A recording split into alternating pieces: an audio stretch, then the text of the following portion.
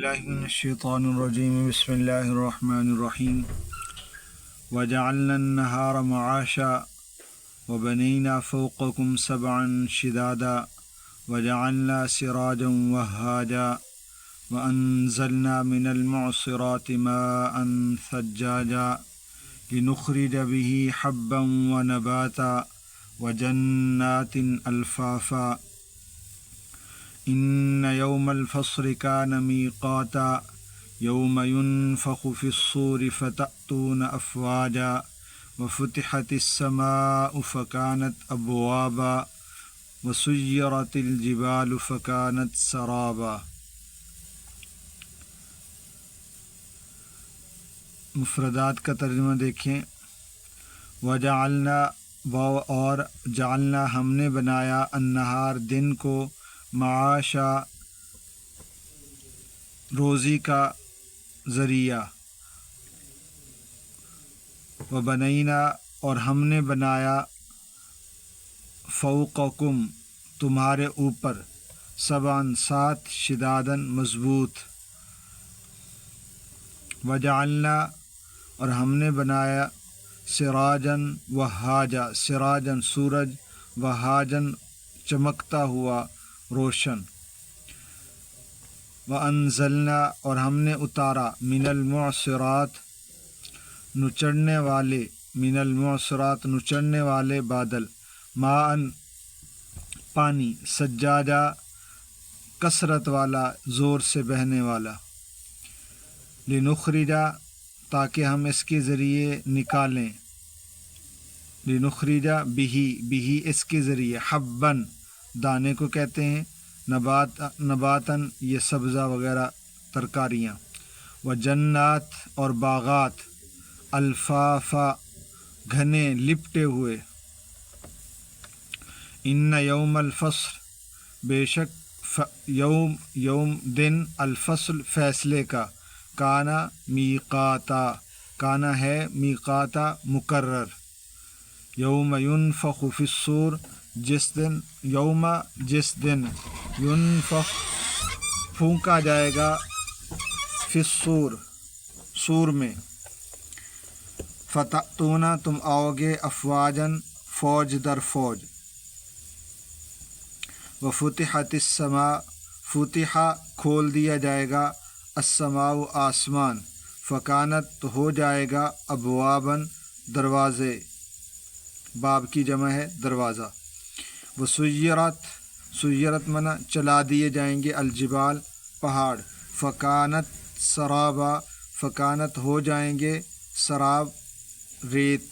چمکتی ہوئی ریت۔ مکمل ترجمہ دیکھیں۔ وجعلنا النہار معاشا اور ہم نے دن کو بنایا معاش کا ذریعہ، اور ہم نے تمہارے اوپر 7 مضبوط آسمان بنائے، وجعلنا سراجا وہاجا اور ہم نے ایک روشن چمکتا ہوا چراغ بنایا یعنی سورج، وانزلنا من المعصرات ماء ثجاجا اور ہم نے اتارا نچڑنے والے بادلوں سے زور سے بہنے والا پانی، لنخرج به تاکہ ہم اس کے ذریعے نکالیں حباً دانے اور نباتات سبزہ، وجنات الفافا اور پیدا کریں ایسے باغات جو گھنے ہیں لپٹے ہوئے گھنے ہیں، ان یوم الفصل کان میقاتا بے شک فیصلے کا دن مقرر ہے،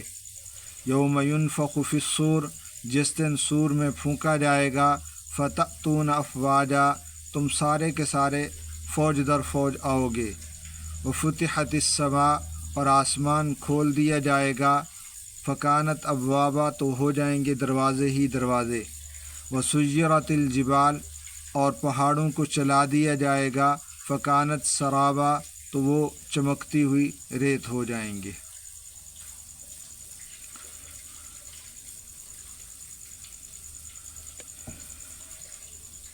ان آیات کا تعلق بھی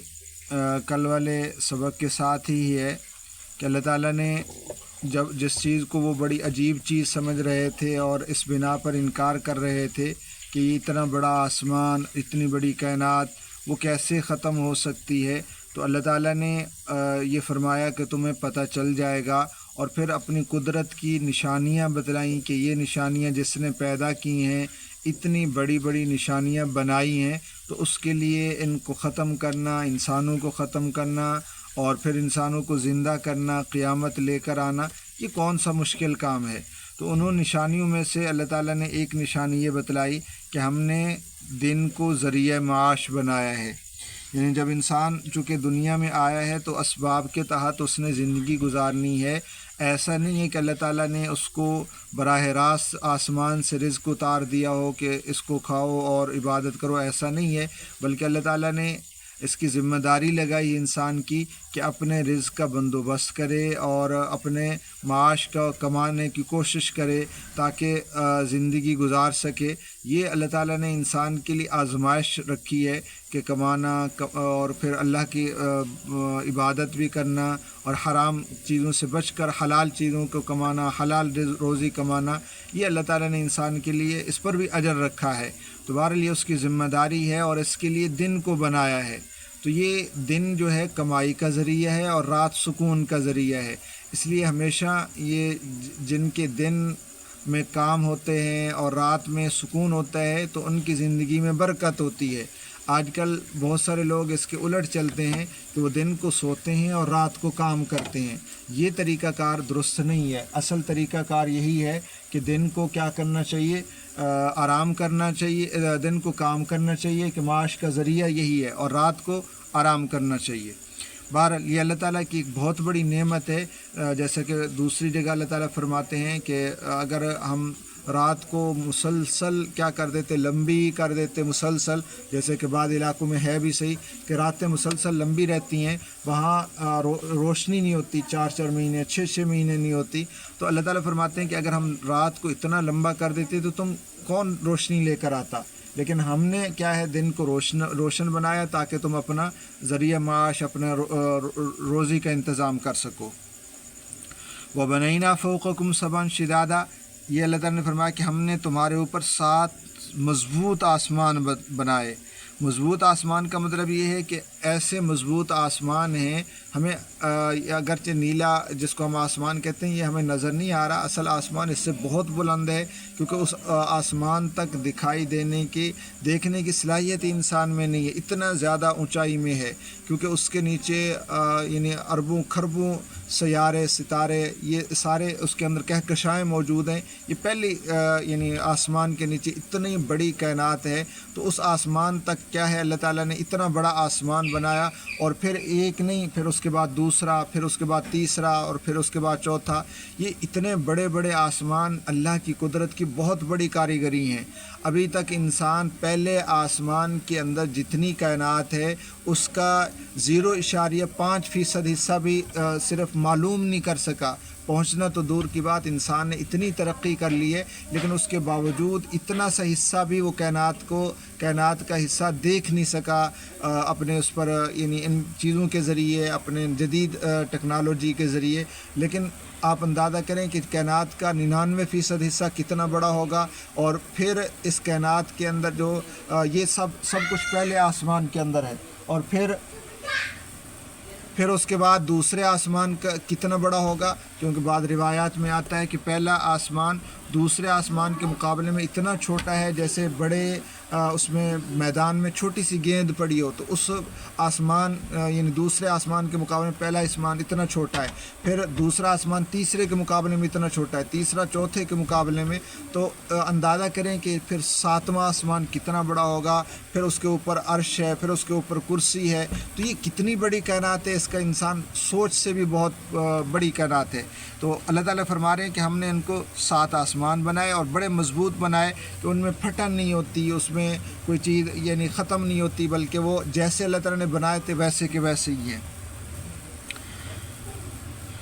وَجَعَلْنَا سِرَاجًا وَهَاجًا، پھر اللہ تعالیٰ نے فرمایا کہ ہم نے وہاں اوپر تمہارے اوپر، کیونکہ اوپر والی جانب کو بھی آسمان کہتے ہیں، تو یہ ضروری نہیں ہے کہ آسمان کے یعنی اندر ہی سورج ہو، بلکہ جو بھی اوپر والی چیز ہو اس کو آسمان کہہ دیا جاتا ہے۔ تو یہ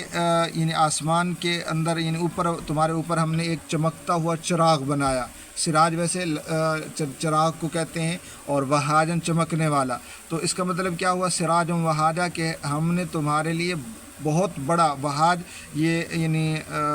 بڑے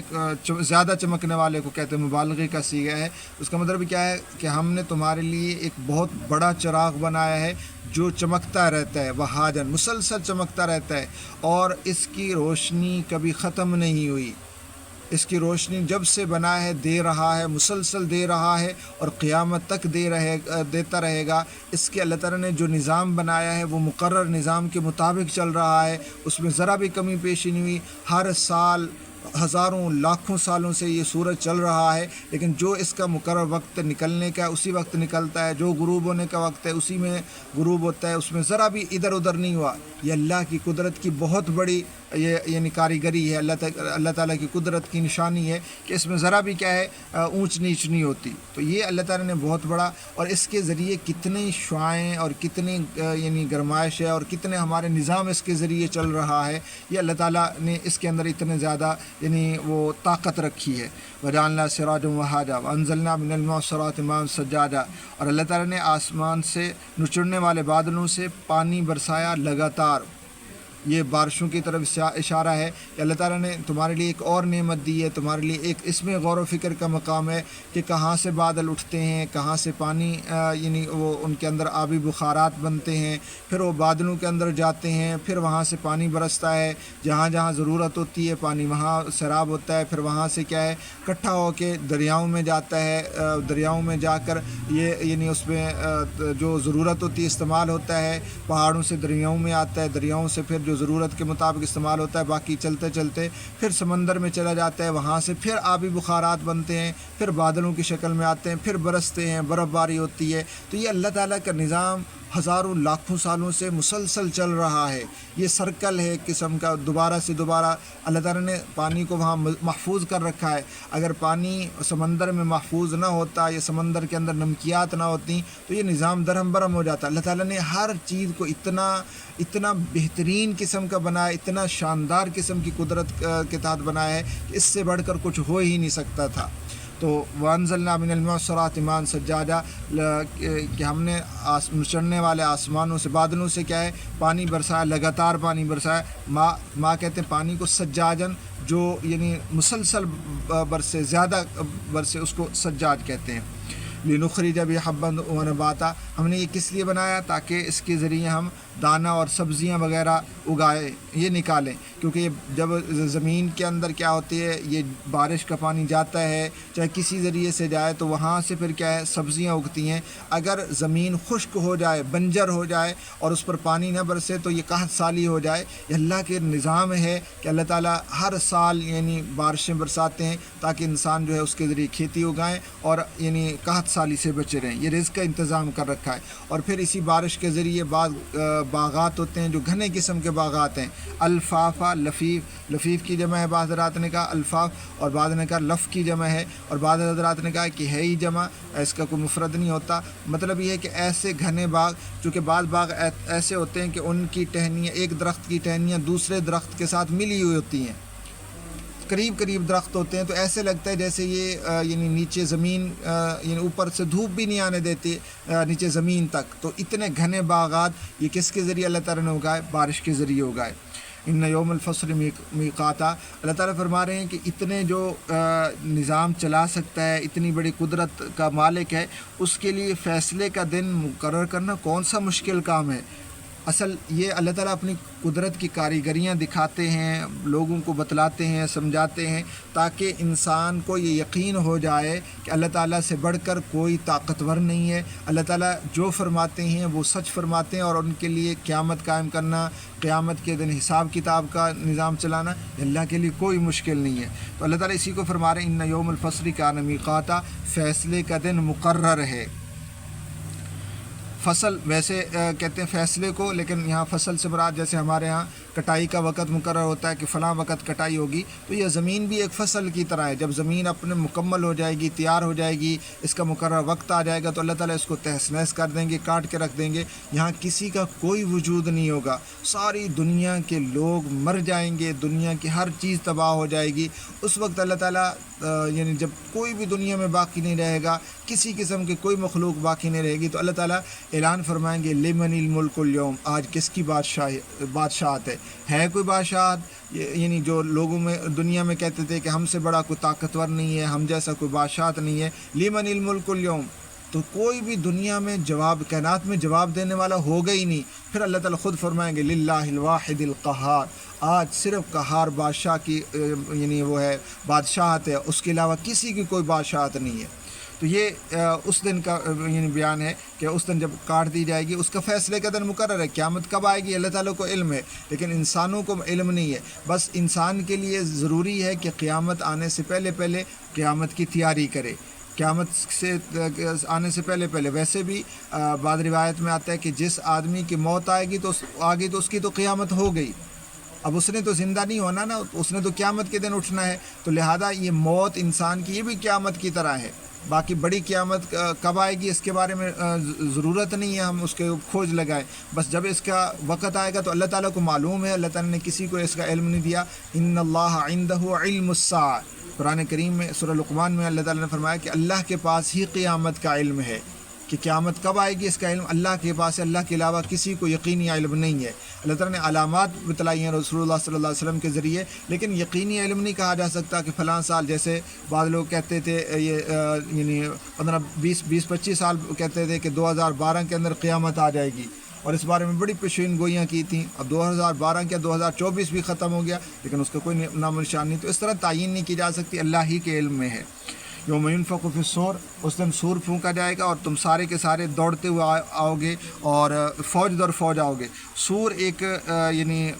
چیز کا نام ہے جس میں پھونک ماری جائے گی اور اس کی اتنی خطرناک آواز ہوگی کہ جس آواز کی وجہ سے انسان جو اس وقت موجود ہوں گے ان کے کلیجے پھٹ جائیں گے. سور کے اندر آہستہ آہستہ یعنی اس کا آواز تیز ہوتی جائے گی. لوگ کیا ہے پہلے پریشان ہوں گے، اس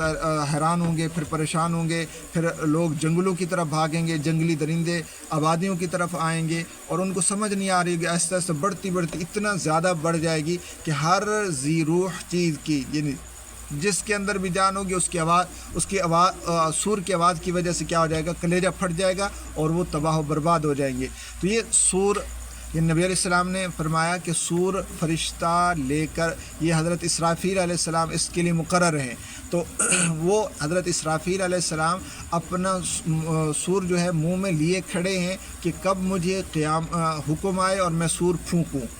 تو اتنا یعنی قریب ہے قیامت کا معاملہ. تو اس کو اللہ تعالیٰ فرما رہے ہیں یوم ینفخ فی الصور فتأتون افواجا. یہ 2 مرتبہ سور پھونکا جائے گا، ایک مرتبہ قیامت کے قائم ہونے کے لیے اور ایک مرتبہ قیامت سے اٹھنے کے لیے، میدان حشر میں جمع ہونے کے لیے. تو یہاں دوسرے سور کا ذکر ہے کہ دوسری مرتبہ جب سور پھونکا جائے گا تو یہ درمیان میں کتنے سال کا وقفہ ہوگا. بعض روایت میں آتا ہے 40 دن کا، بعض روایت میں آتا ہے 40 سال کا اور 40,000. اللہ کے علم میں ہے کہ کتنا وقفہ درمیان میں ہوگا. یعنی پہلا سور پھونکا جائے گا، یہ ساری زمین درم برم ہو جائے گی، پھر اس کے بعد درمیان میں 40 سال یا 40 دن یا 40 مہینے کچھ عرصہ یہ ساری چیزیں ایسے ہی رہیں گی. پھر دوبارہ اللہ تعالیٰ سور پھونکوائیں گے، فرشتے سے کہیں گے تو وہ سور پھونکے گا، پھر یہ سارے کے سارے جمع ہو کر یعنی میدان حشر میں آئیں گے. تو اس کو اللہ تعالیٰ ذکر فرما رہے ہیں یوم ینفخ فی الصور فتأتون افواجا، تم فوج در فوج جمع ہو کے جائیں گے، فرشتے ان کو ہانک کے لے جائیں گے میدان حشر میں. وفتحت السماء فکانت ابوابا، اور اس دن ایسا ہوگا کہ جو مضبوط آسمان ہم نے بنائے تھے وہ بھی اتنے پھٹ جائیں گے، ان کے تہس نہس ہو جائیں گے کہ اس میں دروازے ہی دروازے ہو جائیں گے. جیسے کوئی مضبوط چیز ہوتی ہے نا، جب اس میں سوراخ ہو جائیں تو ہر چیز کے کئی سوراخ ہو جائیں تو ان کو کہتے ہیں کہ یہ تو چھلنی ہو چکا ہے، یعنی بالکل اس کے سارے ٹوٹ پھوٹ کا شکار ہو چکا ہوگا. تو اس دن آسمان بھی اسی طرح چھلنی کی طرح ہو جائے گا، اس میں کئی سارے سوراخ نکل آئیں گے، دروازے ہی دروازے ہوں گے. وسیرت الجبال فکانت سرابا، یعنی اتنے مضبوط آسمان کی یہ حالت ہوگی قیامت کی دہشت ناکی سے، قیامت کی ہولناکی کی وجہ سے اتنے زیادہ وہ ان کا ٹوٹ پھوٹ کا شکار ہوں گے. اور دنیا کے اندر اگر سب سے مضبوط چیز دیکھی جائے تو وہ پہاڑ ہیں. اللہ تعالیٰ فرما رہے ہیں پہاڑ بھی روئی کی طرح اڑتے ہوئے نظر آئیں گے. یا سورہ قاریہ میں بھی اللہ تعالیٰ نے فرمایا کل فراش وتکون الجبال کالعہن المنفوش، کہ جو پہاڑ ہوں گے یہ وتکون الجبال کالعہن المنفوش، یہ جو پہاڑ ہوں گے یہ اڑتی ہوئی روئی کی طرح ہوں گے، جس طرح روئی اڑتی ہے نا اسی طرح وہ اڑ رہے ہوں گے، کسی کو یعنی اتنے ہلکے ہو چکے ہوں گے، یعنی قیامت کی ہولناکی کی وجہ سے وہاں جو یہ چیزیں آئیں گی اور ان کی وجہ سے وہ اتنے ہلکے ہو جائیں گے کہ وہ ریت کی طرح ہو جائیں گے۔ یہاں اللہ تعالیٰ اسی کو ذکر فرما رہے ہیں وَسُيِّرَتِ الْجِبَالُ فَكَانَتْ سَرَابًا، کہ پہاڑ ریزہ ریزہ ہو جائیں گے، ریزہ ریزہ ہو کر ایسے بن جائیں گے جیسے مٹی ہوتی ہے، یعنی ان کی جو مضبوطی ہمیں نظر آتا ہے، ہم جب کسی کو کہتے ہیں نا کہ بڑا مضبوط آدمی ہے، پہاڑوں کی طرح بڑا سخت ہے، تو قیامت کے دن ان سخت پہاڑوں کی حالت ہوگی کہ وہ ریزہ ریزہ ہو چکے ہوں گے اللہ کے ڈر کی وجہ سے، اللہ کے خوف کی وجہ سے، تو انسان کی کیا حالت ہوگی اس وقت۔ تو ان چیزوں کو ذکر فرمایا کہ اتنے چیزوں کا یعنی اتنا یہ قیامت کا دن آنے والا ہے اور اس وقت یہ کیفیت ہوں گی، تو انسان کو اس کے لیے تیاری کرنی چاہیے، اس کے لیے پہلے سے ہی تیاری کرنی چاہیے، کیونکہ حدیث میں آتا ہے کہ عقل مند آدمی وہ ہے جو قیامت کے آنے سے پہلے اس کی تیاری کرے۔ تو اب ہمارے پاس اللہ تعالیٰ نے ہمیں وقت دیا ہے، ہم اللہ کو راضی کریں، اللہ کو خوش کریں، نیک اعمال کریں، برائیوں سے باز آ جائیں، یہی یعنی قیامت کے دن کے لیے تیاری ہے۔